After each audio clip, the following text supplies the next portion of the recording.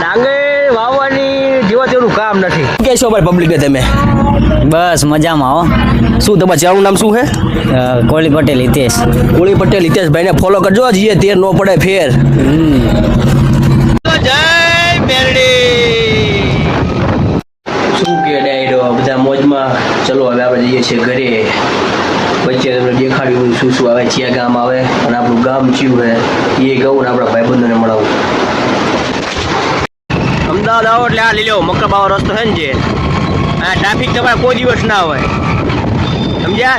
સરખેજથી જે આપણે સરખેજ સર્કલ રહ્યું ને ત્યાંથી વળી જવાનું એટલે આ મકરબાવો રસ્તો થઈ જાય એટલે કોઈ દિવસ ટ્રાફિક મળે નહીં. કોઈ દિવસ આરામથી આવો આરામથી જાઓ કારણ કે આ રસ્તા વિશે બહુ સિટીના હોય જાણે બાકી બીજા કોઈ જાણતું નહીં. બાકી રસ્તો બેસ્ટ આ તમને કોઈ દિવસ ટ્રાફિક જોવા નહીં મળે. તમે જોઈ લેજો. ક્યાંથી વાળું સરખેજ ચોકડીથી એ તમને હું આગળ બતાવું અને આપણે જઈ રહ્યા છીએ કે આપણે નીકળી જઈએ છીએ આગળ જે ટ્રાફિક બાફિક મળે તમને પાછા ચાલો સીધા રામ સાપડી આપણે મળશું હવે. આન ચોકડીથી સરખેજ ચોકડી આવો એટલે આ રસ્તો આવી જશે. આ રસ્તે તમારે વળી જવાનું રહેશે. ડાયરેક્ટ તમે મકરબા રોડ ઉપર ચડી જશો. ચાલો ગાડીમાં પેટ્રોલ પતી ગયું છે નખાવું પડશે. આપણી પૂરા ન હોય હેઠે ઉતરવું પડે નકર પેટ્રોલ પૂરા પૂરી ન દે સમજ્યા. સાચી વાત કે ખોટી વાત છે? સાચી વાત. નીચે ઉતરવું પડે. સાચી વાત.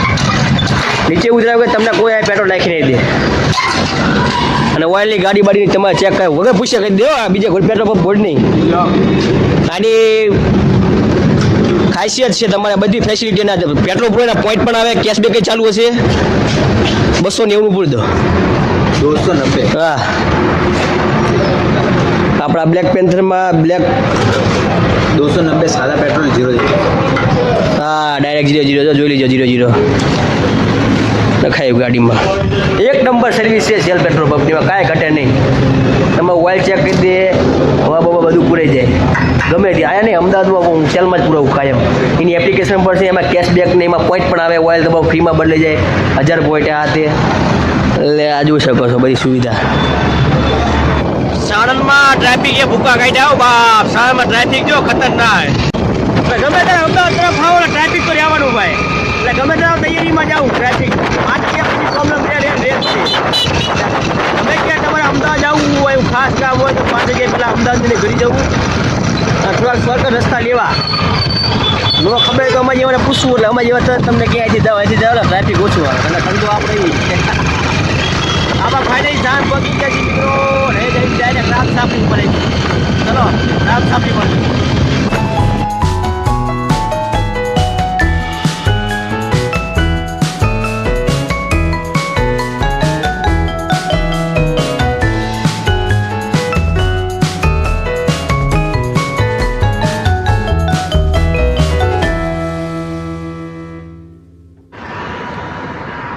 જોઈ શકો છો આ ડાંગર બધી બાજુ ડાંગર. આ ડાંગર વાવવાની જેવા તેવું કામ નથી. ખોટું શું કહું. આની મહેનત આની ખતરનાક મહેનત છે. આ બધું સોંપવાનું આવે. આ ડાયરેક્ટ ઉગે નહીં સમજ્યા. ડાયરેક્ટ સોંપવાની આવે. પહેલાં પાણી ભરવાનું એનો રોપ લાવવાનો એને સોંપવાની પછી આ ડાંગર પાણી ભરવાનું પાછું પાણી બદલાવાનું. તો ડાંગર બહુ અઘરી વસ્તુ છે. ખેડૂતો જેવા તેવા ખેડૂતોનું કામ નથી એમ. એની મહેનત બહુ ખતરનાક છે. અને અત્યારે આપણે છીએ વિરંગા રોડ ઉપર આપણા છે વિરંગામ કંઈક 4-5 કિલોમીટર દૂર છે અને અહીંથી રામ સાપી થતું છે 10-15 કિલોમીટર અને આ બાજુમાં કેનલ છે. હવે તો આપણે સીધા જઈ રામ સાપી તમને મળશું. ફાઇનલી રામ સાપડી આવી ગયું છે જુઓ છો મિત્રો તમે. પણ આ બાજુ રોડથી આવતા ને આ કોને લાગે વિરમગામ હાર્દિક પટેલ. આ બાજુ આપણે સુરેન્દ્રનગર એરિયો ચાલુ થઈ જાય ત્યાંથી રોડ અમે દેખાવું તમને આગળ જતા. અને જુઓ આપણને કોણ મળી ગયું છે. ઓળખાણ પડી કોઈને?